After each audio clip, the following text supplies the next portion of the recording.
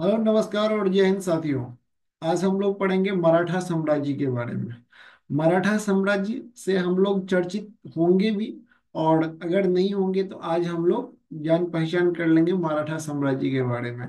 देखिए, मराठा साम्राज्य का जो है उत्कर्ष हम लोग देखेंगे तो यानी कि इनकी शुरुआत जो होती है ना, हम लोग इनके पूर्वज के देखेंगे तो ये राजस्थान के जो सिसोदिया वंश था वो इनके पूर्वज थे, है ना। सिसोदिया वंश। मराठा साम्राज्य के संस्थापक की बात करेंगे तो वो शिवाजी थे। शिवाजी के बारे में हम लोग बहुत जो होते हैं जानते भी हैं, और हम लोग जानने की इच्छुक भी रहते हैं कि शिवाजी महाराज की क्या योगदान रहा था मराठा साम्राज्य के लिए, है ना। तो इनका जन्म जो होता है ना वो कहाँ पे हुआ था, तो पुणे में हुआ था। और पुणे में शिवनेर किला में इनका जो होता है ना कहाँ पे मतलब जन्म हुआ था, है ना। माता जो थी इनकी जीजाबाई, और इनका जन्म जो तो वो 20 अप्रैल जो था ना 1627 को हुआ था। इनका पीरियड 27 से लेकर 80 तक, यानी कि हम लोग लगभग इनका शासन जो था ना वो 53 साल तक जो था ना इन्होंने शासन किया था। इनके पिता जो थे ना वो पिताजी जो थे वो शाहजी भोसले थे, है ना। गुरु जो थे ना इनके दो गुरु थे, एक धार्मिक गुरु जो रामदास थे, और इनके पास जो थे ना एक राजनीतिक गुरु थे इनके, वो गुरु कोंड देव थे। गुरु कोंड देव इनके जो है राजनीतिक गुरु, और जो है रामदास इनके धार्मिक गुरु थे। पत्नी का नाम इनका ताराबाई था। पत्नी का नाम ताराबाई था। और इनका जो है उपनाम उपनाम चूंकि मराठा उस समय में क्या थे कि तो यानी गुरिल्ला युद्ध करने के लिए उतने फेमस थे, तो गुरिल्ला युद्ध के जनक जो थे ना वो कौन था, शिवाजी था। और इनको पहाड़ी चूहा भी कहा जाता था क्योंकि पहाड़ों में युद्ध करने की शैली इनके पास था। सबसे पहले अगर हम लोग देखते हैं इनके समकालीन जो है वो औरंगजेब था। और औरंगजेब और शिवाजी के बीच में जो मतलब झड़प हुई थी, या जो मतलब कहते हैं कि मतभेद हुआ था, या फिर जो थे इनके अगेंस्ट में जो लड़ाइयाँ इन्होंने लड़ी थी, तो इसमें हम लोग देखेंगे पहला जो झड़प हुआ था वो 1657 को हुआ था, है ना। फिर 1657 में औरंगजेब का शिवाजी के साथ झड़प हुआ। झड़प में के बाद जो थे ना शिवाजी ने पहले इनसे मित्रता करने की कोशिश भी किया। देखिए, मित्रता होता है जब दो आपस यानी कि जो होते हैं ना दो बराबर वालों के साथ मित्रता होती है। तो शिवाजी क्या चाहते थे, फुल टू इज्जत चाहते थे। किनसे चाहते थे, औरंगजेब से चाहते थे। औरंगजेब कभी फुल टू इज्जत करने वाले थे नहीं, क्योंकि उनके अंदर में वो घमंड भरा पड़ा था, क्योंकि वो मुगल बादशाह है ना। तो मुगल बादशाह कैसे होते हैं ना, एक क्षेत्र जैसे कि मान लीजिए कि नरेंद्र मोदी जी है ना। तो अगर अभी देखेंगे तो नरेंद्र मोदी जी है, और एक जो होते हैं ना मान लीजिए कि अरविंद केजरीवाल हो गए। तो इन दोनों के बीच में बराबरी का कैसे युद्ध में मित्रता हो सकता है ना। मतलब एज ए एग्जाम्पल मैं समझा रहा हूँ। तो एक केंद्र के सरकार हो गए और एक जो तो ना प्रांत के सरकार है। तो इसी तरह से जो थे ना कि मतलब शिवाजी हमेशा फुल टू इज्जत चाहते थे, किन से, औरंगजेब से। औरंगजेब इनको फुल टू इज्जत करना चाहता ही नहीं था, कारण उनके घमंड आ जाता था बीच में, है ना। इन्होंने क्या किया 1664 में, जो कि मुगल साम्राज्य के अगर व्यापारिक केंद्र देखें तो सूरत था। और सूरत को इन्होंने दो बार लूट लिया, 1664 में और 1670 में। जब इन्होंने 1664 में सूरत को लूटा तो औरंगजेब भड़क गया। औरंगजेब भड़क गया तो उन्होंने जो थे बीजापुर के शासक को बोला कि तुम अपने सेनापति को भेजो, और जो है मतलब शिवाजी को मार दो। शिवाजी को मारने के लिए इन्होंने बीजापुर के जो मतलब शासक थे उन्होंने जो थे शाइस्ता खान को भेजा। शाइस्ता खान गया लड़ने के लिए, और लेकिन वो शाइस्ता खान जो शिवाजी को नहीं मार सके, लेकिन शिवाजी ने शाइस्ता खान को मार दिया। शाइस्ता खान के मरने के बाद जो है उन्होंने यानी कि औरंगजेब ने जय सिंह को भेजा, किससे, शिवाजी से लड़ने के लिए। तो शिवाजी ने क्या मतलब जय सिंह ने क्या किया, उन्होंने पुरंदर के किला जो था उसको पूरा घेर लिया। और घेरने के बाद शिवाजी को मजबूर कर दिया था संधि करने के लिए। तो यानी कि पुरंदर की संधि जो था ना जय सिंह और किसके बीच में हुआ था, शिवाजी के बीच में हुआ था। तो पुरंदर की संधि में जो था ना हुआ था, उस समय में जो मुगल साम्राज्य से और जो मतलब कहते हैं कि मुगल साम्राज्य प्लस जो थे ना इन्होंने यानी कि जो है मुगल साम्राज्य, और जो है हम लोग कहते हैं बीजापुर से जो है छीने हुए लगभग 35 फोर्ट यानी कि जो है किला इनके पास था। इन्होंने 35 में से जो है 23 लौटाना पड़ा यानी कि मुगल से साम्राज्य और प्लस बीजापुर से छीने छीने गए 35 किले में से 23 किले इनको लौटाना पड़ा। उसके बाद इतने औरंगजेब ने इनको बुलाया 1666 में मिलने के लिए। देखिए 64 में इन्होंने एक बार सूरत को लूट लिया था। लूटने के बाद यहाँ पे पुरंदर की संधि हुई, पूरा मतलब जो है उसके बाद ये तो 1666 में इनको मिलने के लिए बुलाया। मिलने के मतलब इनको चाहिए था हमेशा फुल टू इज्जत, है ना। तो 1666 में जब जो है शिवाजी को बुलाया गया, वहां पर शिवाजी को मिलने के लिए बुलाया गया, वहां पर भी इनको उचित सम्मान मिला नहीं। जिस तरह से ये एक्सपेक्ट कर रहे थे शिवाजी, उस तरह से उनको वहां पे दरबार में तो इनको इज्जत नहीं मिला। नहीं मिला तो इन्होंने क्या किया, विद्रोह कर दिया। विद्रोह करने के कारण से इनको जो था ना वहां पर बंदी बनाकर जयपुरी महल में इनको कैद कर दिया गया, यानी गिरफ्तार कर लिया गया। गिरफ्तार करने के बाद वहां से ये यानी कि शिवाजी जो थे ना भाग गए। और भागने के बाद इन्होंने क्या किया, फिर से 1670 में आकर सूरत को फिर से लूटा। यानी एक बार 1664 में लूटा था। लूटने के बाद जो थे ना हम लोग देखे थे कि पुरंदर की संधि हुई थी। संधि के बाद जो थे ना फिर इनको बुलाया था। इज्जत नहीं मिलने के कारण से विद्रोह किए, इनको गिरफ्तार किया, जयपुरी महल में बंदी बना के रखा गया, यानी गिरफ्तार करके रखा गया। फिर वहां से भाग निकले और ये 1670 में फिर से इन्होंने सूरत को लूटा। यानी गुजरात, यानी कि जो मुगल साम्राज्य के अंतर्गत आता था गुजरात, यानी सूरत को फिर से इन्होंने 1670 में लूटा। लूटने के बाद 1674 में जो है वो राज्याभिषेक करवाया। और बनारस के पंडित थे गंगा भट्ट। गंगा भट्ट उस समय में ये महाराष्ट्र के ही थे, यानी मराठी ही थे, लेकिन वो बनारस में रहते थे, बहुत ही प्रकांड पंडित थे। इनसे उन्होंने क्या करवाया, तो बना मतलब राज्याभिषेक करवाया। दक्षिण मतलब शिवाजी ने दक्षिण के जितने भी राज्य थे मैक्सिमम राज्य को इन्होंने जीता। इन्होंने साम्राज्य का विस्तार बहुत तेजी से करते चले गए। और इनके पास दोनों सेना था, पैदल सेना भी था और घुड़सवार सेना पे भी था। और इन्होंने दो प्रकार के टैक्स लगाया था, एक सरदेशमुखी टैक्स लगाया था और दूसरा चौथ लगाया था। सरदेशमुखी होता था जो अपने, इनका जो मतलब लगान वसूली करने का था वो सरदेशमुखी था। चौथ वो होता था जो दूसरे राज्यों पर मैं तुम पे अटैक ना करूं, इसीलिए तुम मुझे क्या दो, चौथ दो। चौथ होता था 1/4 इनको देना पड़ता था। यानी कि मराठा को जो मतलब 1/4 जो था ना चौथ देना पड़ता था, है ना। दूसरा हम लोग देखते हैं मराठों की सबसे बड़ी कमजोरी थी कि इनका एक सुदृढ़ अर्थव्यवस्था नहीं था, न होना। और इनमें जो है पुर्तगाली और अंग्रेजों का जो था ना एकदम भर भर के जो था ना हस्तक्षेप था, जिसके कारण से जो था ना मतलब मराठों का इतना मतलब जितना होना चाहिए विकास ना हो पाया। हस्तक्षेप बढ़ता गया किसमें, किसका, पुर्तगाली और अंग्रेजों का। इन्होंने जजिया, देखिए जजिया प्रथा का हम लोग कहते हैं कि अगर हम लोग कहते हैं मोहम्मद बिन कासिम जब आया था, उन्होंने जब सिंध पर जो था विजय प्राप्त किया था, तो वहां पर जजिया व्यवस्था लगाया था, यानी जजिया कर लगाया था। जजिया कर में कुछ एक्सेप्शन छोड़े गए थे, जैसे कि हम लोग कहते हैं कि ब्राह्मणों को छोड़ा गया था, विधवा को छोड़ा गया था, अबला जो लोग थे उनको छोड़ा गया था। इसके बाद जो थे ना फिरोज शाह तुगलक आया और इसने जो थे ना वो ब्राह्मणों पर भी कर लगा दिया। इसके बाद जब हम लोग कहते हैं कि जब हम लोग मुगल साम्राज्य में आते हैं, तो मुगल साम्राज्य में देखते हैं तो अकबर के समय में जो था ना जजिया प्रथा है वो खत्म कर दिया गया। फिर से औरंगजेब जब जजिया प्रथा लाया, उसमें एक ही जो शासक था जिन्होंने की खुलकर विरोध किया था, वो था शिवाजी। शिवाजी ने जो था ना क्या किया, इन्होंने जजिया का खुलकर विरोध किया। औरंगजेब जब फिर से जजिया लगाया, तो एकमात्र शासक जिन्होंने खुलकर विरोध किया वो था शिवाजी। शिवाजी ने औरंगजेब की अधीनता कभी भी स्वीकार नहीं की। मैंने 64 की भी कहानी बता दिया, 1664 की, जब उन्होंने सूरत को मतलब लूटा था। उसके बाद 70 की भी कहानी बता दी, 1670 में भी जो था ना गुजरात को लूटा था। बस एक पुरंदर की संधि जो कि इनको स्वीकार करना पड़ा, यानी कि संधि करना पड़ा, लेकिन इन्होंने यानी कि जो है 23 फोर्ट दे दिया, लेकिन इन्होंने अधीनता स्वीकार नहीं किया। शिवाजी ने कभी भी जो था ना मुगलों का अधीनता स्वीकार नहीं किया। बाद में तंग आकर के जो थे ना औरंगजेब ने इनको राजा की उपाधि दे दिया। तंग आकर शिवाजी ने औरंगजेब को, यानी कि औरंगजेब ने मतलब शिवाजी और शिवाजी को जो था ना राजा की उपाधि दे दिया। शिवाजी का अंतिम युद्ध जो था वो कर्नाटक का युद्ध था, है ना।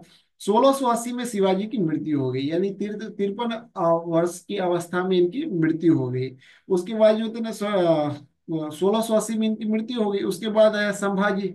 शिवाजी के बाद आया संभाजी। संभाजी प्रमुख शासक में से एक थे, और इनको यानी मुगल साम्राज्य के यानी औरंगजेब का बेटा था अकबर द्वितीय।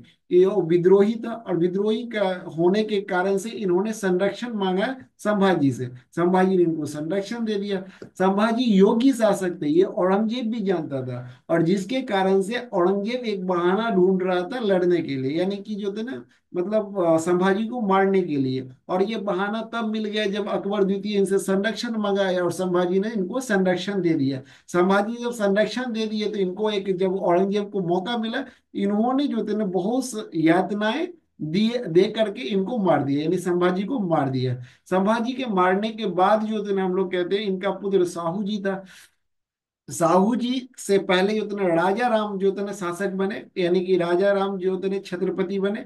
छत्रपति राजा राम के बाद जो थे ना शिवाजी द्वितीय बना। यानी कि राजा राम की जो विधवा यानी कि पत्नी थी, इनके मरने के बाद जो विधवा पत्नी थी, वो ताराबाई।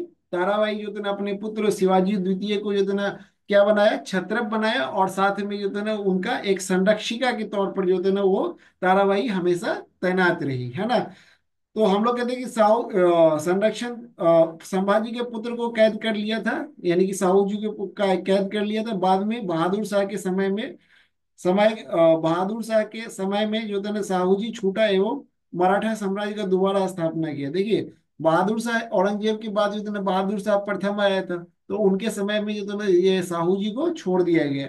और उसके बाद जब आया तो इन्होंने जो था ना पूर्ण मतलब फिर से जो था ना मराठा साम्राज्य का स्थापना किया। और इसी बीच में शिवाजी की दूसरी पत्नी से उत्पन्न संतान राजा राम ने जो था ना राज्य किया, और इसकी संरक्षिका जो था ना माता ताराबाई थी। तो यानी कि राजा राम था और शिवाजी द्वितीय था। राजा राम यानी कि दूसरी जो ने संभाजी के बाद जो थे ना संभाजी का दो, यानी कि हम लोग राजा राम भी था और साहू भी था। तो राजा राम दूसरी पत्नी से जो था ना वो पुत्र था। तो राजा राम उस समय में बना छत्रपति बना। उसके बाद जो थे ना इनका पुत्र यानी कि जो थे ना शिवाजी द्वितीय, यानी कि उनकी जो मतलब विधवा थी वो कौन थी, ताराबाई। ताराबाई का जो थे ना सिर्फ 4 साल का पुत्र था शिवाजी द्वितीय। उनको जो थे ना छत्रपति बना करके, और उनका जो थे ना क्या किया, खुद संरक्षिका बन गई क्या, ताराबाई। उसके बाद साहू जी जब आए तो साहू जी के साथ इनका लड़ाई भी हुआ था। लड़ाई के बाद जो थे ना इनको, यानी कि जो साहू जी उसमें जीत गए थे, और जीतने के बाद इन्होंने फिर से जो थे ना अपना एक नया जो है वो क्या बना, तो इन्होंने मतलब मराठा साम्राज्य का जो थे ना स्थापना किया। शिवाजी के बाद साहू जी ने शिवाजी की तरह ही साम्राज्य को संभालने लगे थे।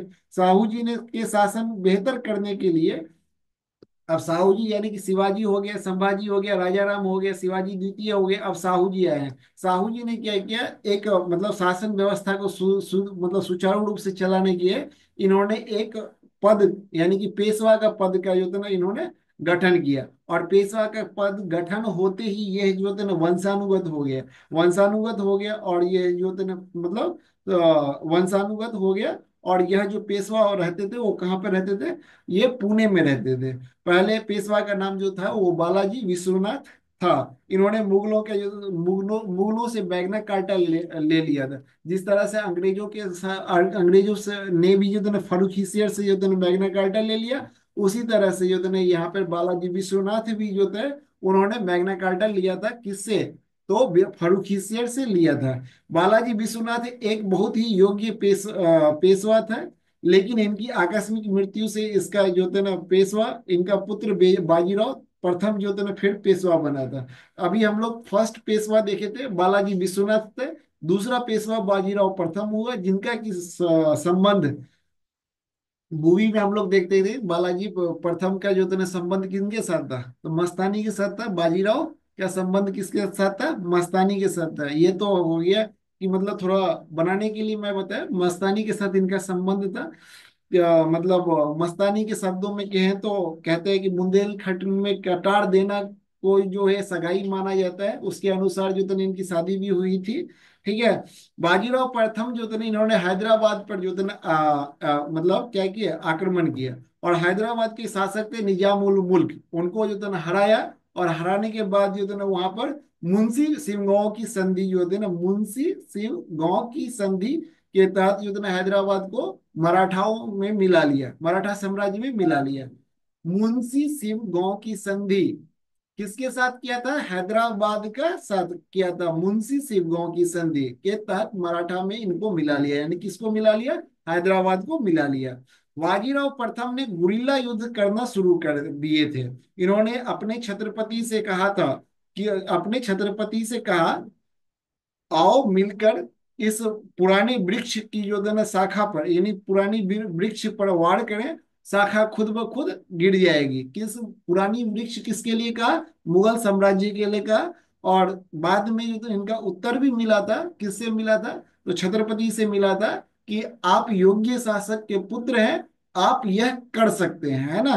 तो इन्होंने ये तो गिर जाएगी मुगल शासक के लिए कहा था। और साथ में इन्होंने कहा था कि कटक से जो है ना, हम लोग कहते हैं कटक से लेकर के अटक, अटक यानी कि अफगानिस्तान तक जो है ना हम लोग क्या करते हैं, साम्राज्य को विस्तार कर सकते हैं। तो इनमें छत्रपति शिवाजी और इनका जो है ना वो कॉन्फिडेंस लेवल दिखता है ना। किरगा बाजीराव प्रथम का, इन्होंने 1737 में जो है ना दिल्ली पर आक्रमण कर दिया। दिल्ली पर आक्रमण किया। आक्रमण करके इन्होंने जो है ना 5 लाख रुपया मुआवजा लिया, और मुआवजा लेकर के इन्होंने एक जो है ना मतलब सिक्योरिटी दिया कि आप पर जब कभी दूसरे, यानी कि जो है ना बाहरी आक्रमण होगा तो मैं आपको क्या दूंगा, प्रोटेक्शन दूंगा, है ना। लेकिन विदेशी आक्रमण जब हुआ था, कब, 1739 में, कब किसने किया था? तो नादिर शाह ने किया था। तो मराठा ने उसका साथ नहीं दिया, है ना। जब हुआ था तो उसको बचाने के लिए भी नहीं गया था, है ना। 1740 ईस्वी में बाजीराव प्रथम की मृत्यु हो गई। 1740 ईस्वी में बाजीराव प्रथम की मृत्यु हुई। और जो है उसके बाद जो था ना कौन बना था? बालाजी बाजीराव बना था। तो पहला हो गया बालाजी विश्वनाथ, दूसरा हो गया बाजीराव प्रथम, उसके बाद हम लोग उसकी मृत्यु के बाद जो थे ना बालाजी बाजीराव, तीसरा जो था ना वो पेशवा बना था। इन्होंने सबसे पहले किया था संगोला की संधि। और इनके समय में हुआ था संगोला की संधि। इसके तहत इन्होंने पूरे गोला को हड़प लिया था। यानी मराठा साम्राज्य की जितनी भी शक्ति थी उनका जो था ना छत्रपति का जो था ना खत्म हो गया। क्योंकि जब साहू जी की मृत्यु की, यानी कि जब साहू जी की मृत्यु हो गई, उसके बाद कोई छत्रपति बचा नहीं। तो इन्होंने क्या किया था कि संधि करके इन्होंने जो था सारे शक्ति जो था पेशवा में ले लिया था। तो यानी कि अब जो था मराठा का जो था मेन जो शासक था वो था पेशवा। और पेशवा कौन था? बालाजी बाजी राव थे।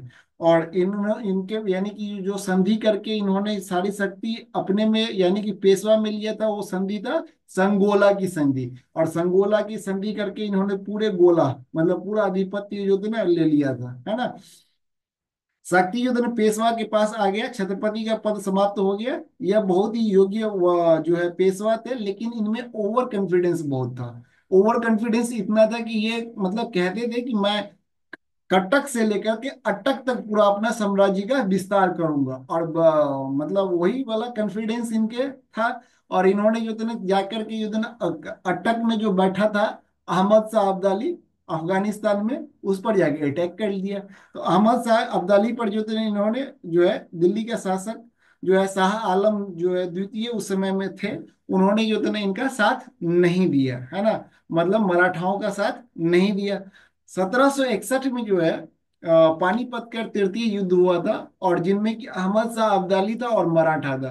अहमद शाह अब्दाली इसमें जीते थे, मराठा हार गया था, है ना। तो शाह अब्दाली के बीच में हुआ था। लेकिन शाह आलम द्वितीय भाग गया, पहले ही भाग गया, मतलब भाग नहीं लिया, ठीक है। मराठा की ओर से युद्ध में पेशवा बालाजी बाजीराव थे। अहमद शाह अब्दाली एवं मराठा दोनों के जिस क्षेत्र में था वो दोनों पहाड़ी क्षेत्र थे।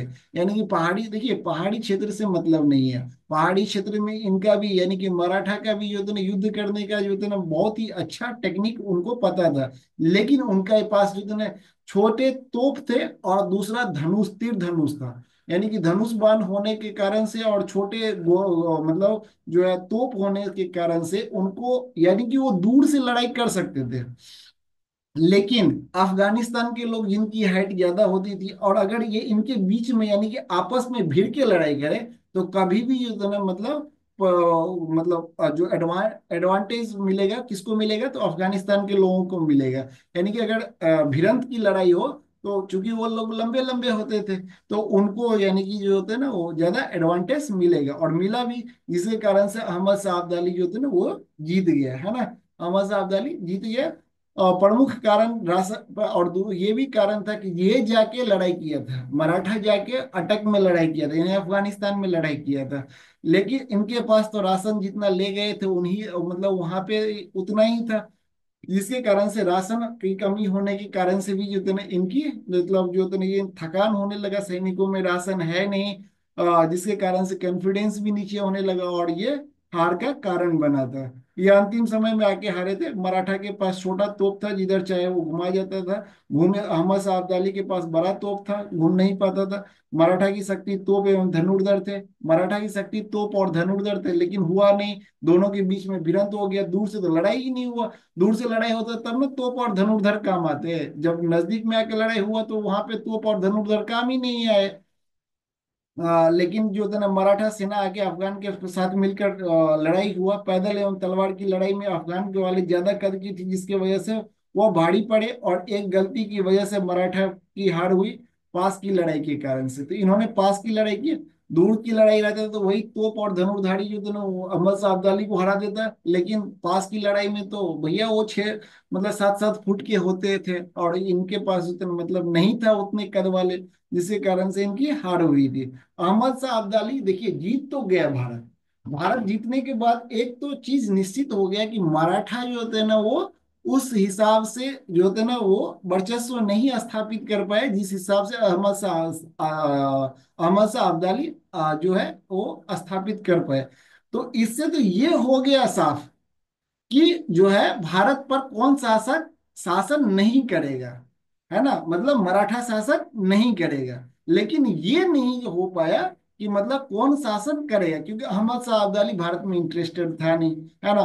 पानीपत का लड़ाई हम लोग देखते हैं, प्रथम युद्ध हुआ था, पानीपत का प्रथम युद्ध हुआ था, वो इब्राहिम लोदी और बाबर के बीच में हुआ था। दूसरा देखते हैं तो हम लोग अफगान और जो थे ना जो है वो अकबर के बीच में हुआ था। और जो है तृतीय जो थे ना वो 1761 में अहमद शाह अब्दाली और मराठा के बीच में हुआ था। लेकिन हम लोग देखते हैं ये हुआ क्यों था, तो भारत में प्रवेश करने का जो रास्ता था वो पानीपत से होके मतलब जाता था, इसलिए पानीपत की लड़ाई जितने भी हुआ वो भारत के एंट्री गेट के रूप में पानीपत है। ठीक है।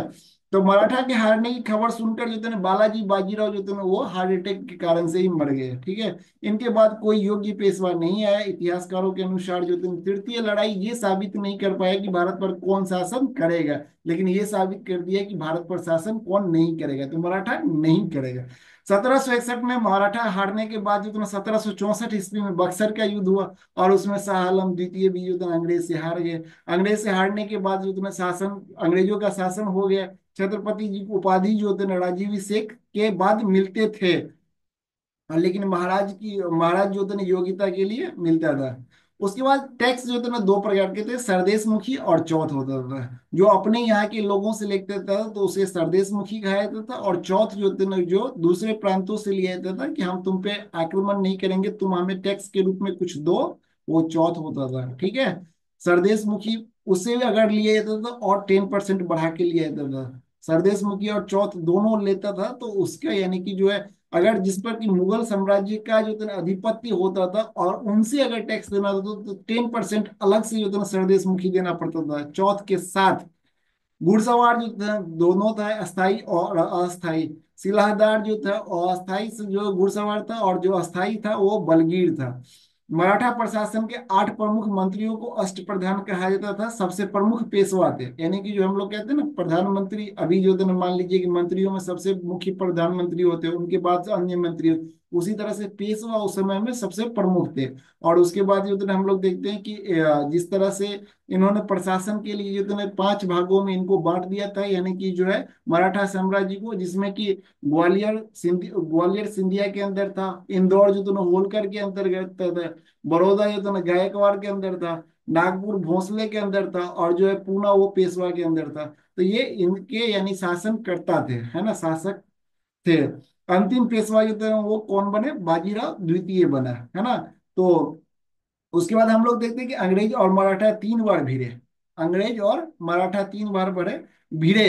तो प्रथम आंग्ल मराठा युद्ध जो हुआ था वो कब हुआ था, 1778 से लेकर के 1782 ईस्वी में हुआ था। और इसमें ट्रिक एक याद रखिए, एस वी और पी, यानी कि 3 इनका संधि हुआ था। एस सलवाई की संधि, वी वसीन की संधि और पी युद्ध में पुणे की संधि हुआ था। तो प्रथम आंग्ल मराठा युद्ध हुआ था 1778 से लेकर के 1700 मतलब 82 के बीच में हुआ था, और उसमें हुआ था सलवाई की संधि।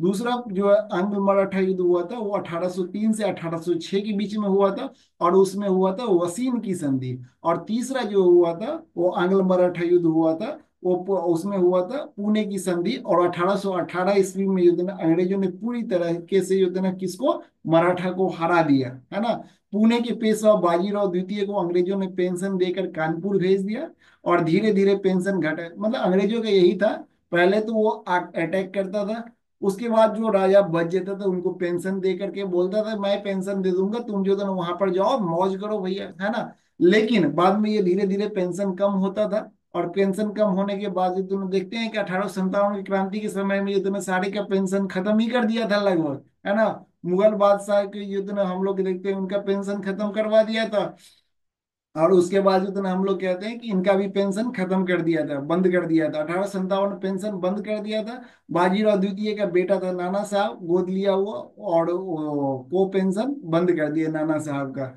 यानी किनका, यानी कि हम लोग कहते हैं कि बाजीराव द्वितीय का पुत्र था नाना साहब, तो इनका पेंशन बंद कर दिया था। और 1857 की क्रांति हुई। बड़ौदा के गायकवाड़ बिना युद्ध लड़े ही अंग्रेजों की अधीनता, बड़ौदा के जो थे गायकवाड़ थे जिन्होंने कि बिना ही अंग्रेजों के लड़े ही इन्होंने अधीनता स्वीकार कर लिया। मराठा की छोटी टुकड़ी जो होती थी उनको पिंडारी कहते हैं, और पिंडारियों का अंत जो था वारेन हेस्टिंग्स, लॉर्ड हेस्टिंग्स ने किया था, है ना।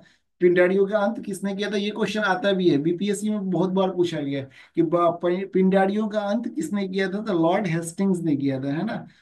लॉर्ड हेस्टिंग्स ने किया था पिंडारियों का अंत। इसके बाद हम लोग लूसेंट का जो कंटेंट है उसको हम लोग देखेंगे कि इसको, कि इसमें क्या दिया गया है।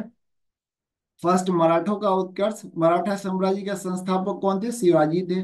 और शिवाजी का जन्म 6 अप्रैल 1627 ईस्वी में शिवनेर दुर्ग जुन्नार की समीप में हुआ था। तो मैं पहले ही बताया पुणे में जो था कहाँ पे हुआ था, शिवनेर दुर्ग में हुआ था इनका जन्म। 6 अप्रैल 1627 ईस्वी को हुआ था, और 1680 ईस्वी में इनकी मृत्यु हुई थी। शिवाजी के पिता का नाम शाहजी भोसले था, और माता का नाम जीजाबाई था, है ना। शाहजी भोसले की दूसरी पत्नी का नाम तुकाबाई मोहिते था, है ना। मतलब शाहजी भोसले के जो थे दूसरी पत्नी का नाम तुकाबाई मोहिते था। छत्रपति शिवाजी महाराज के गुरु जो थे कोंडदेव थे। तो एक हम लोग कहते हैं कि रामदास था, और दूसरा कोंडदेव। रामदास थे जो थे वो आध्यात्मिक गुरु थे, और जो थे एक राजनीतिक गुरु कोंडदेव थे, और कोंडदेव राजनीतिक गुरु थे। आध्यात्मिक क्षेत्र में शिवाजी के आचरण पर गुरु रामदास का काफी प्रभाव था, है ना। उसके बाद शिवाजी का विवाह जो थे साई बाई नीलांबकड़, साई बाई निम्बालकर, साई बाई निम्बालकर, निम्बालकर। शिवाजी का विवाह जो था ना मतलब साई बाई निम्बालकर से हुआ था इनमें जो था, लेकिन इनका नाम सिंपल सा रखिए कि ताराबाई के साथ इनका विवाह हुआ था। ताराबाई क्वेश्चन में दे देगा, ये सांबाई निम्बलांकर जो थे ना ये मतलब नहीं पूछा गया। तो ताराबाई शिवाजी के जो थे पत्नी का नाम था ताराबाई, ठीक है। 1640 में हुआ था इनका विवाह। शाहजी ने शिवाजी को पूना की जो है जागीर प्रदान कर स्वयं बीजापुर की मतलब रियासत में नौकरी कर ली थी। अब देखिए ये मेन इंपॉर्टेंट है कि इन्होंने जो है अपना जो रियासत था वो शिवाजी को दे करके, शाहजी भोसले जो थे उन्होंने जो थे रियासत दे करके शिवाजी घर को, तो और खुद जो थे बीजापुर में जाकर नौकरी कर लिए थे, है ना। अपने सैन्य अभियान के अंतर्गत 1644 ईस्वी में शिवाजी ने सर्वप्रथम बीजापुर के तोरण नामक पहाड़ी किले पर जो था अधिकार किया था। इन्होंने सैनिक अभियान 1644 ईस्वी में किसके खिलाफ किया था, तो बीजापुर के खिलाफ किया था, और तोरण नामक पहाड़ी किले पर के अधिकार कर लिया था। 1656 ईस्वी में शिवाजी ने रायगढ़ को अपनी राजधानी बनाया। 1656 ईस्वी में रायगढ़ को उन्होंने अपनी राजधानी बनाया। शिवाजी को राजा की उपाधि औरंगजेब ने दी थी, है ना। तो मैंने बताया था कि इन्होंने परेशान होकर के जो थे ना बाद में औरंगजेब ने राजा की उपाधि और शिवाजी को दे दिया था। बीजापुर के सुल्तान ने अपने योग्य सेनापति अफजल खान को सितंबर 1659 में शिवाजी को पराजित करने के लिए भेजा, और शिवाजी ने जो है ना 10 नवंबर 1659 को अफजल खान की हत्या कर दिया था। शिवाजी ने सूरत को जो था 1664 और 1670 ईस्वी में 2 बार इन्होंने लूटा था। पुरंदर की संधि जो था ना 1665 ईस्वी में जयसिंह के बीच में हुआ था, और जो था ना शिवाजी के बीच में हुआ था। जयसिंह इनको घेर लिया था। तो पुरंदर की संधि 1605, जिनमें की 35 टोटल किलो इन्होंने जो था ना मुगल से और जो था ना बीजापुर से छीना था। बाद में 23 किला इनको वापस लौटाना पड़ा था। महाराजा जयसिंह एवं शिवाजी के बीच में पुरंदर की संधि हुई थी। उस समय जो था ना मनुची भी वहां पर उपस्थित था। शिवाजी को औरंगजेब ने जो थे मई 1666 ईस्वी में जयपुर भवन में कैद कर लिया, मिलने के लिए बुलाया। नहीं होने पर आगत भागत स्वागत तो नहीं हुआ तो विद्रोह कर दिए। बाद में इनको जयपुरी महल में गिरफ्तार कर लिया गया, और यहाँ से जो थे 16 अगस्त 1666 ईस्वी को ये वहां से भाग गए। भागने के बाद 1670 ईस्वी में फिर जो थे ना ये कहाँ पे, सूरत यानी गुजरात के सूरत को लूटा था। 1672 ईस्वी में शिवाजी ने जो था ना पन्हाला दुर्ग को बीजापुर से छीना। 5 जून 1674 ईस्वी को शिवाजी ने रायगढ़ में वाराणसी काशी के प्रसिद्ध विद्वान श्री गंगावट द्वारा अपना राज्याभिषेक करवाया था। मूल रूप से गंगावट महाराष्ट्र का एक सम्मानित ब्राह्मण था, जो लंबे समय से वाराणसी में रह रहा था। मैं पहले भी इसको डिस्कस कर चुका हूँ।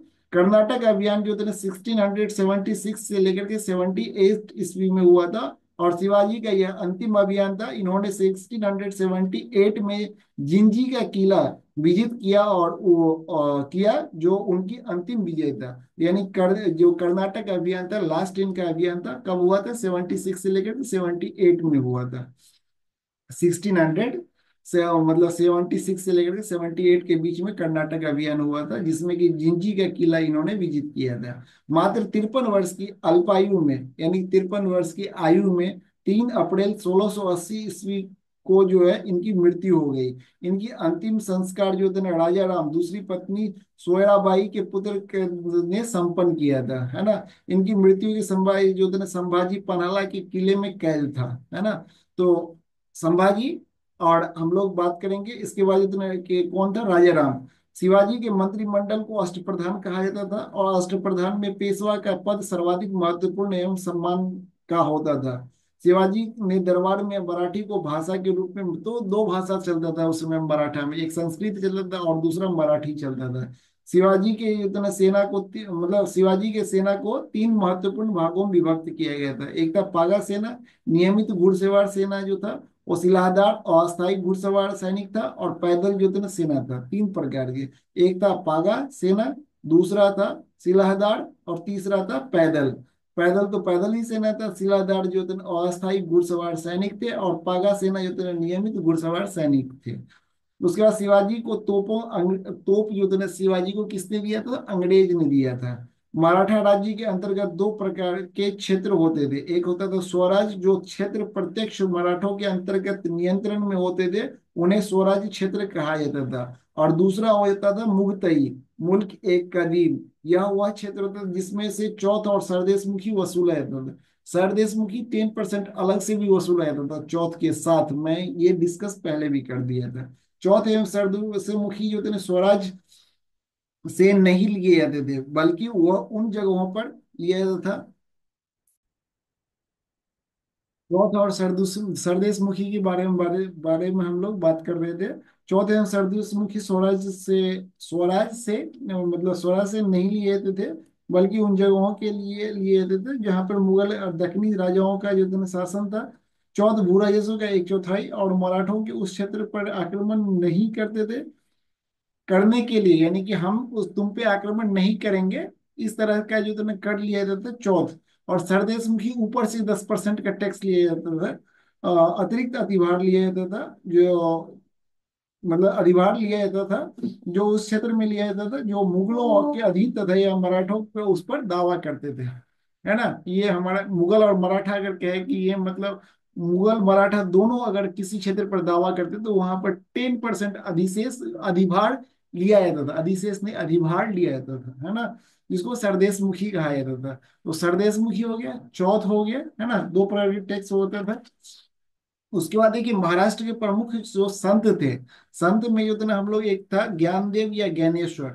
ज्ञानदेव या ज्ञानेश्वर, इनका जो पीरियड था वो 1275 से लेकर के 1296 ईस्वी तक। महाराष्ट्र में भक्ति आंदोलन के जनक, मराठी भाषा और साहित्य के संस्थापक, भगवत गीता पर भावार्थ दीपिका नामक पुस्तक जो है इन्होंने बृहद टीका लिखी। जिसे सामान्य रूप से जो है ज्ञानेश्वरी के नाम से जाना जाता है, बरकड़ी संप्रदाय के प्रवर्तक थे। ये ज्ञानदेव और ज्ञानेश्वर, ज्ञानदेव या ज्ञानेश्वर, जो कि इनका पीरियड 1275 से लेकर के 1296 ईस्वी है। महाराष्ट्र में भक्ति आंदोलन के जनक थे, मराठी भाषा और साहित्य के संस्थापक। भगवत गीता पर भावार्थ दीपिका नामक बृहद टीका लिखी इसने, और जिससे जो है सामान्य रूप से ज्ञानेश्वरी के नाम से भी जाना जाता है। वारकरी संप्रदाय के प्रवर्तक थे। यहाँ पर हम लोग एक चीज स्पष्ट कर देते हैं कि यहाँ पर दो संप्रदाय, जिस तरह से हम लोग दक्षिण भारत की बात करेंगे तो हम लोग देखे थे कि मतलब अलवार और नायनार दो प्रकार के संत थे। इसी तरह से यहाँ पे दो संप्रदाय के मानने वाले लोग हैं, एक है बरकड़ी संप्रदाय और दूसरा है धरकड़ी संप्रदाय। धरकड़ी संप्रदाय जो रामदास के मानने वाले और राम पंथ के लोग हैं, और दूसरा है बरकड़ी संप्रदाय जो कि हम लोग कृष्ण को मानने वाले और कृष्ण संप्रदाय के लोग हैं, जिनमें कि ज्ञानदेव और नामदेव और तुकाराम थे।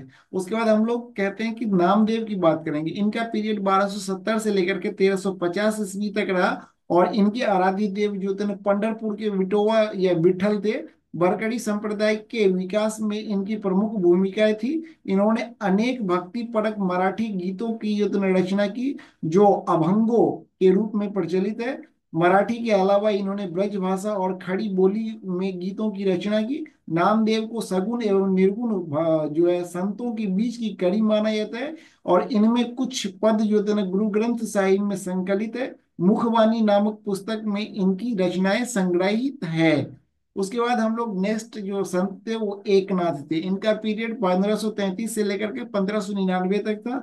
इन्होंने रामायण पर भावार्थ रामायण नामक टीका लिखी, इन्होंने, किसने, एकनाथ ने। बाद में तुकाराम जो थे इनका पीरियड 1598 से लेकर के 1650 ईस्वी तक था। इन्होंने भक्ति परक कविताएं लिखी, जिन्हें जो थे अभंग कहा जाता है। ये अभंग भक्ति परक काव्य की ज्योति पुंज है। नेक्स्ट जो संत थे वो रामदास थे। इनका पीरियड जो थे 1608 से लेकर के 1681 ईस्वी है। महाराष्ट्र के अंतिम महान संत कवि दस बोध उनकी रचनाओं एवं उपदेशों का संकलन है। इनमें मतलब इसमें उन्होंने जो है कर्म दर्शन का उपदेश दिया। इन्होंने महाराष्ट्र में भगवान राम की पूजा को लोकप्रिय बनाया, किसने, रामदास ने। आन, आनंद भवन आनंदवन आनंदवन भुवन नामक जो है अपनी पुस्तक में रामदास जी ने जातिगत भेदभाव से मुक्ति, स्त्रियों की दशा में सुधार आदि विषयों पर जो है अपने सद्विचार व्यक्त किए हैं, किन्होंने, रामदास ने। उसके बाद हम लोगों ने बात करें तो मतलब सरजामी प्रथा का संबंध मराठा भूराजस्व व्यवस्था से है। सरजामी प्रथा। उसके बाद अष्ट प्रधान में जो प्रमुख होते थे, पहला पेशवा होता था जिसको प्रधानमंत्री भी कहा जाता था। राज्य का प्रशासन एवं अर्थव्यवस्था की देखरेख कौन करता था, पेशवा करता था, प्रधानमंत्री जो के कहलाता था। सड़ी ए नौबत सेनापति कहलाता था, और ये सैन्य प्रधान होते थे। उसके बाद अमात्य राजस्व मंत्री होते थे, आय व्यय का लेखा जोखा ये रखता था। उसके बाद वाकिया वाकियानविस कौन होता था, तो सूचना गुप्तचर एवं संधि विग्रह के विभागों का अध्यक्ष होता था। उसके बाद चीटनीस होता था। राजकीय पत्रों को जो था ना चीट, यानी कि होता ना चिट्ठी विट्ठी, यानी चीटनीस राजकीय पत्रों को पढ़कर उसकी भाषा शैली को देखना। राजकीय पत्रों को पढ़कर उसकी भाषा शैली को देखना, ये होता था चिटनीस का काम। उसके बाद होता है सुमंत। सुमंत को तो हम लोग जानते हैं, विदेश मंत्री ही सुमंत कहलाता है। पंडित राव धार्मिक कार्यों के लिए इतने तिथि का निर्धारण करता था, पंडित राव।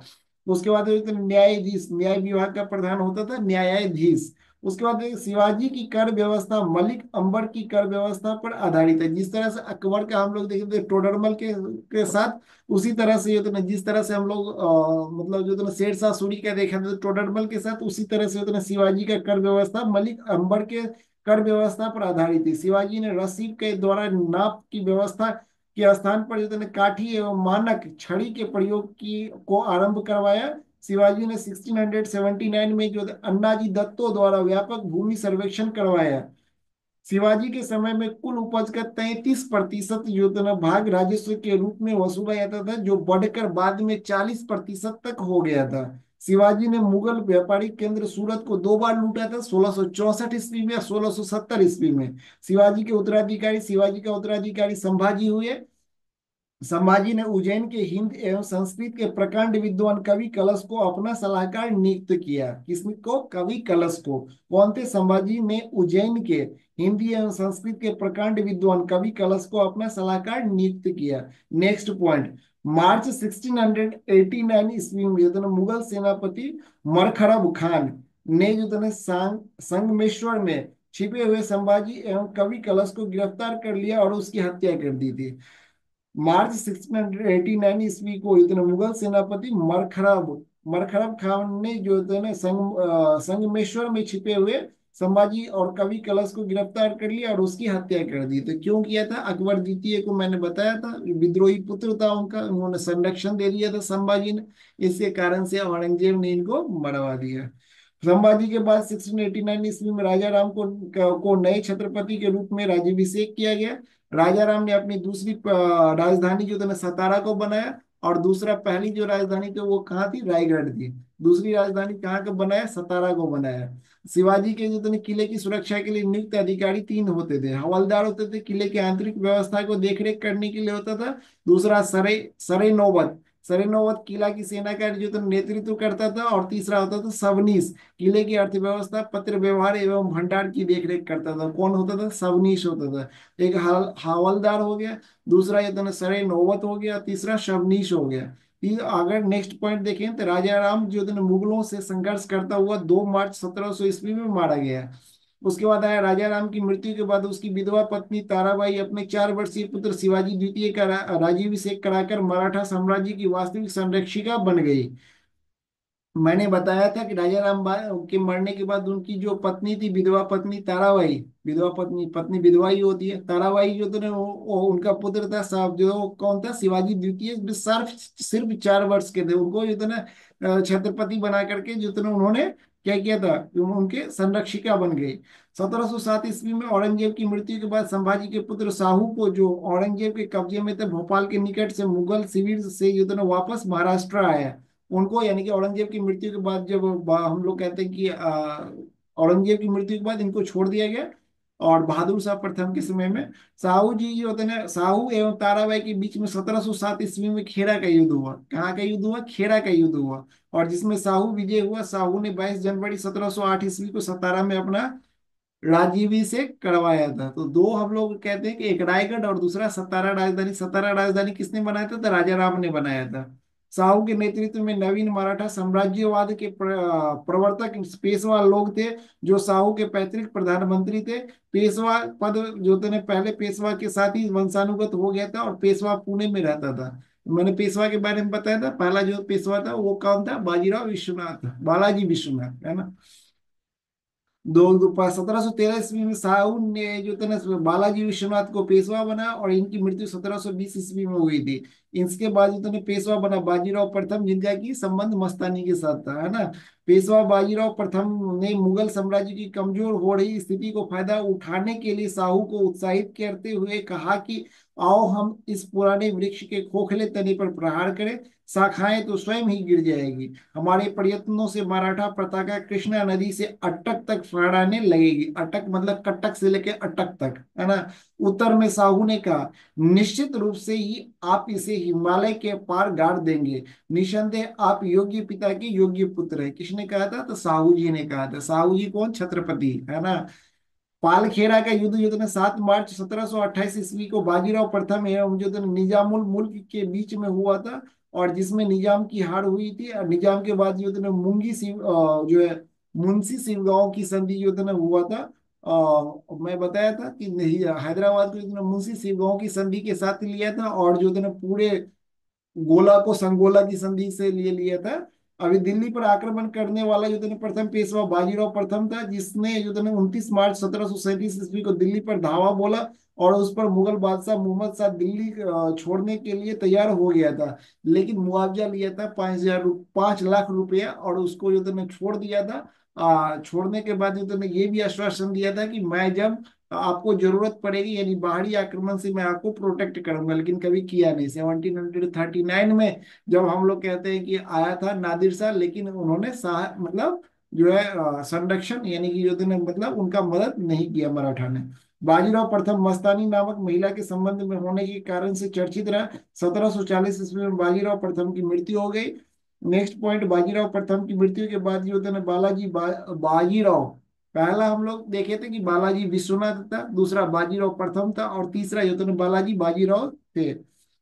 बालाजी बाजीराव 1740 ईस्वी में पेशवा बना। वारणा की संधि में यह व्यवस्था की गई कि संभाजी द्वितीय राजा राम की दूसरी पत्नी से उत्पन्न पुत्र, देखिए एक वारणा की संधि हुआ था जिसमें कहा था कि मतलब जो है एक जो संभाजी द्वितीय था, राजा राम की दूसरी पत्नी से उत्पन्न पुत्र था, मराठा राज्य के दक्षिण भाग पर जिसकी राजधानी कोल्हापुर थी शासन करे, तथा उत्तरी भाग पर जिसकी राजधानी सतारा थी साहू शासन करे, है ना। तो इस तरह से उतने राज्य बांटे थे, लेकिन वो बाद में खत्म ही हो गया। संगोला की संधि जो था बालाजी बाजीराव एवं राजा राम द्वितीय के बीच में हुआ था। राजा राम द्वितीय और जो था बालाजी बाजीराव के बीच में हुआ था संगोला की संधि। इन्होंने पूरा गोला हड़प लिया था, और पूरा जो था इसके अनुसार मराठा संगठन का वास्तविक नेता पेशवा बन गया। बाद में छत्रपति को हटा ही दिया गया, नहीं छत्रपति के पद को ही हटा दिया गया। सूरत की संधि के अनुसार अंग्रेजों ने रघुनाथ राव को सैनिक सहायता देना स्वीकार किया तथा युद्ध में विजय के उपरांत उसे पेशवा बनाने का भी वचन दिया। नेक्स्ट पॉइंट, बालाजी बाजीराव को नाना साहब के नाम से भी जाना जाता था। झलकी की संधि, नेक्स्ट पॉइंट, झलकी की संधि हैदराबाद के निजाम एवं बालाजी बाजीराव के मध्य हुई थी। झलकी की संधि है ना, किसके बीच में हुआ था, तो यानी कि हैदराबाद के जो निजाम थे उनके और जो है बालाजी बाजीराव के बीच में हुआ था, हैदराबाद को हड़पने के लिए, है ना। उसके बाद बालाजी बाजीराव के समय में यही पानीपत का तृतीय युद्ध हुआ था। बालाजी बाजीराव के नेतृत्व मतलब के समय में ही जो था पानीपत का तृतीय युद्ध हुआ था। कब हुआ था? 14 जनवरी 1761 ईस्वी को हुआ था, जिसमें मराठों की हार हुई, और इस हार को नहीं सह पाने के कारण से हार्ट अटैक से मर गया था। बालाजी बाजीराव की मृत्यु जो था 1761 में हो गई थी। नेक्स्ट पॉइंट, माधवराव नारायण प्रथम जो थे ना 1761 ईस्वी में पेशवा बना, और इसने मराठों की खोई हुई प्रतिष्ठा को पुनः प्राप्त कराने का प्रयास किया। किसने किया था? माधवराव नारायण प्रथम 1761 में किया था। इन्होंने क्या किया था कि मतलब उनको फिर से दिल्ली जो था ना ले आया था, किनको? शाह आलम द्वितीय को। माधव राव ने जो था ईस्ट इंडिया कंपनी की पेंशन पर रह रहे मुगल बादशाह शाह आलम द्वितीय को पुनः दिल्ली की गद्दी पर बैठाया। मुगल बादशाह अब मराठों की पेंशन भोगी बन गया था। पेशवा नारायण राव 1772 से 73 के पीरियड था। इनकी हत्या चाचा रघुनाथ राव के द्वारा ही की कर दी गई थी। जो पेशवा नारायण राव था, इनका पीरियड 1 साल का ही था, 1772 से 1773 ईस्वी में, और इनकी हत्या हत्या जो था ना, इनके चाचा रघुनाथ राव ने ही कर दिया था। पेशवा माधव नारायण राव द्वितीय, सॉरी, पेशवा माधव नारायण द्वितीय, माधवराव नारायण द्वितीय, माधवराव नारायण द्वितीय अल्पायु के कारण से मराठा राज्य की देखरेख में जो था ना 12 भाई सभा जो था। अब ये याद क्वेश्चन यहाँ से पूछ सकता है कि 12 भाई सभा का गठन किस जो था ना पेशवा के लिए किया गया था, तो माधवराव नारायण द्वितीय के लिए किया गया था। पेशवा माधवराव नारायण द्वितीय की अल्पायु के कारण से मराठा राज्य की देखरेख जो था ना 12 भाई सभा नाम की जो था ना 12 सदस्यों की एक परिषद करती थी, और इस परिषद के दो महत्वपूर्ण सदस्य थे, महादजी सिंधिया और नाना फडणवीस। नाना फडणवीस का मूल नाम जो था ना बालाजी जनार्दन भानु था, और अंग्रेज जो है जेम्स ग्रांड डफ ने जो था इन्हें मराठों का जो था ना मैकियावेली कहा था। अंग्रेज जेम्स ग्रांड डफ ने जो था इन्होंने मराठा इन्हें यानी किसको, ना मतलब नाना फडणवीस को, नाना फडणवीस का मूल नाम क्या था? बालाजी जनार्दन भानु था। अंग्रेज जेम्स ग्रांट टॉफ ने इन्हें मराठों का मैकियावेली कहा था। अंतिम पेशवा जो था ना राघोवा का पुत्र जो था ना बाजीराव द्वितीय था। अंतिम पेशवा जो था ना कौन था? राघोवा का पुत्र बाजीराव द्वितीय था, जो अंग्रेजों की सहायता से जो था ना पेशवा बना था। मराठों के पतन में सर्वाधिक योगदान इसी का था। यह सहायक संधि स्वीकार करने वाला प्रथम मराठा सरदार बना था। 1776 ईस्वी में पुरंदर की संधि हुई थी, जिसके तहत कंपनी के ने रघुनाथ राव का समर्थन वापस ले लिया था। 1776 ईस्वी में पुरंदर की संधि हुई, इसके तहत जो है ना कंपनी ने रघुनाथ राव के समर्थन को वापस ले लिया था। प्रथम आंग्ल मराठा युद्ध 1782 ईस्वी में हुआ था, और इसमें सलवाई की संधि हुई थी। द्वितीय आंग्ल मराठा युद्ध 1830 से 5 के बीच में हुआ था। इसमें भोसले एवं सिंधिया की पराजय हुई तथा अंग्रेजों के दो पृथक संधियां करनी पड़ी थी। पहला देवगांव की संधि और मैंने बताया था मेनली दो तीन हुआ था, जिसमें कि SVP था, है ना, सलवाई की संधि था, है ना। उसके बाद जो था ना सलवाई की संधि के बाद जो था ना पुणे की संधि तीसरा था, और दूसरा जो था वसीम की संधि था। वसीम की संधि जो द्वितीय आंग्ल मराठा युद्ध, उसके साथ अलग अलग क्षेत्रों के लिए जो था ना जिस तरीके से जो है देवों देवगांव की संधि किया था। यह संधि 17 दिसंबर जो था ना 1803 ईस्वी को रघुजी भोसले और जो अंग्रेजों के बीच में हुई थी। द्वितीय मराठा युद्ध के दौरान अड़गांव की लड़ाई नवंबर 1803 ईस्वी में अंग्रेजों ने जो था रघुजी भोसले को पराजित किया, और उसी के फलस्वरूप यह संधि हुई। इस संधि के अनुसार भोसले ने अंग्रेजों को बालासोर सहित जो था ना कटक का प्रांत तथा वर्धा नदी के पश्चिम का अपना सारा राज्य सौंप दिया था। किसने सौंप दिया था? तो मतलब कौन था? तो भोसले नहीं, हाँ, रघुजी भोसले ने अपने सारा साम्राज्य किसको सौंप दिया? अंग्रेजों को सौंप दिया। उसके बाद था सुरजी अर्जन गांव की संधि। यह संधि 30 दिसंबर जो था ना 1803 ईस्वी को दौलत राव सिंधिया एवं अंग्रेजों के बीच में हुई थी। इसके अनुसार उसने अंग्रेजों को गंगा और यमुना के बीच में अपना सारा राज्य तथा जयपुर, जोधपुर एवं गोहद के राजपूत राज्यों के उत्तर में अपने किले और राज्य दे दिए थे। पश्चिम में उसने अंग्रेजों को जो था अहमदनगर, भरूच तथा भटिंडा की पहाड़ियों के बीच में जो था ना पश्चिम का अपना सारा राज्य किसको दे दिया? अंग्रेजों को दे दिया था। उसके बाद जो है ना मंदसौर की संधि 6 जनवरी 1818 ईस्वी को होलकर और अंग्रेजों के बीच में मंदसौर की संधि हुई थी। इसके अनुसार उसने राजपूत राज्यों पर भी सभी दावे छोड़ दिए। नर्मदा के दक्षिण के सभी जिले अंग्रेजों को सौंप दिया था। तृतीय आंग्ल जो मराठा युद्ध हुआ था 1817 से लेकर के 19 के बीच में हुआ था। यह युद्ध के बाद इतना मराठा शक्ति और पेशवा के वंशानुगत पद को समाप्त कर दिया गया। तृतीय आंग्ल 1818 के बाद तो पेंशन बस दे दिया गया, और उसके बाद उनको पेशवा मतलब जो जो भी था सब खत्म कर दिया गया। सिर्फ पेंशन पेंशन जो था ना किनको मिलता रहा? तो बाजीराव द्वितीय और उनके बाद में उनके पुत्र को जो था ना पेंशन नहीं दिया था। कौन थे? तो नाना साहब थे। नाना साहब को जो था ना पेंशन नहीं दिया था अंग्रेजों ने, जिसके कारण से 5857 की क्रांति में नाना साहब ने भाग लिया था, है ना। तृतीय अंग्र पेशवा बाजीराव द्वितीय के युद्ध में कोड़ेगांव और अस्टी के युद्ध में हारने के बाद युद्ध ने मेलकम के सम्मुख आत्मसमर्पण कर दिया। परिणाम स्वरूप दोनों के बीच में पूना की संधि 13 जून 1817 को हो गई। अंग्रेजों ने पेशवा के पद को समाप्त कर बाजीराव द्वितीय को पुणे से हटाकर कानपुर के निकट बिठूर में पेंशन पर जीने के लिए भेज दिया, जहां पर 1853 ईस्वी में मृत्यु हो गई थी। किनका? तो बाजीराव द्वितीय का। मराठा प्रशासन देखिए, प्रशासन में हम लोग सबसे पहले देखते हैं कि इस तरह से 5 भागों में इनको प्रशासन को बांट दिया गया, जिसमें कि ग्वालियर का सिंधिया था, इंदौर का होलकर था, बड़ौदा का गायकवाड़ था, नागपुर का भोसले था, और जो है पूना का कौन था? पेशवा था। उसके बाद देखिए पूना में स्थित पेशवा का सचिवालय जो था ना मराठा प्रशासन का केंद्र था। पूना में स्थित पेशवा का सचिवालय सचिवालय जो था, यानी पेशवा का सचिवालय पूना में स्थित था, और जो मराठा प्रशासन का केंद्र था, और जिसे हुजूर दफ्तर भी कहा जाता था। उसके बाद मराठा राज्य में सूबे को प्रांत, तरफ अथवा जो थे परगन्ने को महल कहते थे। तो एक हो गया मराठा। मराठा की जो थे ना राज्य में सूबे को प्रांत, तरफ अथवा जो थे परगन्ने को महल कहते थे। बड़े प्रांत पर जो थे ना सूबेदार के अधीन होते थे। बड़े प्रांत जो थे ना सर जो बड़े प्रांत सर सूबेदार के अधीन होते थे, और इसके अधीनस्थ जो थे ना मामल लतदार होते थे, जो सीधे केंद्रीय दफ्तर के ब्यौरा देते थे। बड़े प्रांत सर सूबेदार के अधीन होते थे।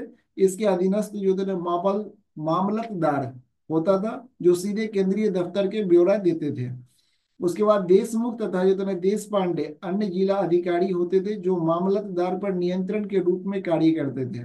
देशमुख और देश पांडे अन्य जिला अधिकारी होते थे, जो मामलतदार के पर जो था नियंत्रण के रूप में कार्य करते थे। उसके बाद जो था नेक्स्ट पॉइंट, कारकुन नामक जिले का अधिकारी विशेष घटनाओं की सूचना सीधे केंद्र को देता था। कारकुन नामक अधिकारी, जिले का अधिकारी विशेष घटनाओं की सूचना सीधे केंद्र को देता था।